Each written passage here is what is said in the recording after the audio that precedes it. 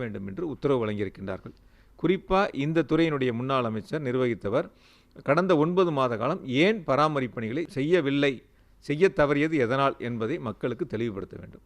இப்போ 10 நாட்களில் இந்த பராமரிப்பு பணிகள் எல்லாம் முடிஞ்சிடும் அப்படின்னு நீங்கள் சொல்கிறீங்க. ஸோ அதற்கு பின்ன மின் வெட்டு அப்படின்றது இல்லாத ஒரு நிலை தமிழ்நாட்டில் ஏற்படக்கூடிய வாய்ப்புகள் இருக்கா?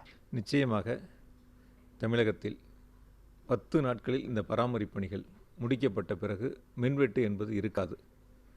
குறிப்பாக மாதாந்திர பராமரிப்பு பணிகள் நடைபெறுகின்ற பொழுது முதல் நாள் அறிவிப்பு கொடுக்கப்பட்டு மக்களுக்கு இந்தந்த இடங்களில் மின் பராமரிப்பு பணிகள் நடைபெறுகின்றன என்பது தெரிவிக்கப்பட்டு அதற்குண்டான பணிகள் மட்டுமே நடைபெறும். வழக்கமான பணிகள் தான் நடக்கும்.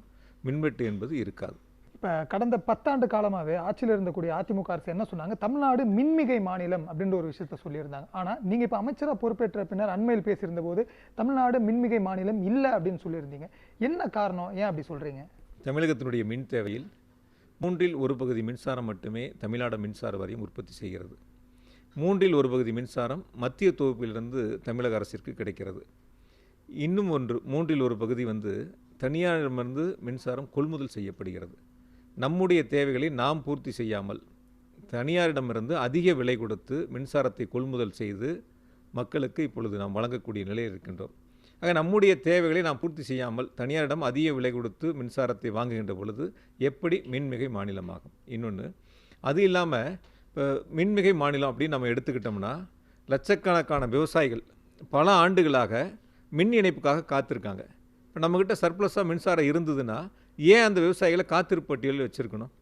தேவையான அளவிற்கு அந்த காத்திருக்கக்கூடிய விவசாயிகளுக்கு மின் இணைப்பை கொடுத்துருக்கலாம்ல.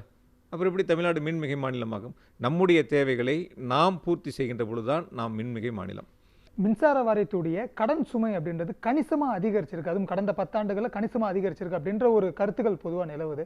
ஸோ இப்போ என்ன கடன் சுமையில் மின்சார வாரியம் இருக்குது? இந்த கடன் சுமையிலிருந்து மீட்பதற்காக புதிய கொள்கைகள் நம்ம எதுவும் வகுக்கிறோமா? தமிழ்நாடு மின்சார வாரியத்தினுடைய இன்றைய கடன் சுமை 1,32,000 கோடி. வட்டியே மாதம் மாதம் பல ஆயிரக்கணக்கான கோடிகளை வட்டி செலுத்த வேண்டிய நிலையில் இருக்குது. ஆகையால் இந்த கடன் சுமையிலிருந்து மின் வாரியத்தை மீட்டெடுக்க வேண்டும். குறிப்பாக நம்முடைய தேவைகளை பூர்த்தி செய்வதற்கு புதிய மின் உற்பத்தி திட்டங்களை வகுக்க வேண்டும். இது போன்ற சிறப்புகளை சீர்திருத்தங்களை உருவாக்குவதற்கு முதலமைச்சர் அவர்கள் எங்களுக்கு வழிகாட்டியிருக்கின்றார்கள், உத்தரவு வழங்கியிருக்கின்றார்கள். அதன் அடிப்படையில் இப்பொழுது துறையினுடைய உயர் அதிகாரிகள் சீர்திருத்த பணிகளை மேற்கொண்டு வருகிறார்கள். தனியாரிடமிருந்து கூடுதல் விலைக்கு மின்சாரம் வாங்கியது, இல்லை டெண்டர் முறைகேடு போன்ற பல்வேறு முறைகேடு புகார்கள் முன்னாள் அமைச்சர் தங்கமணி மீது வைக்கப்பட்டிருந்தது.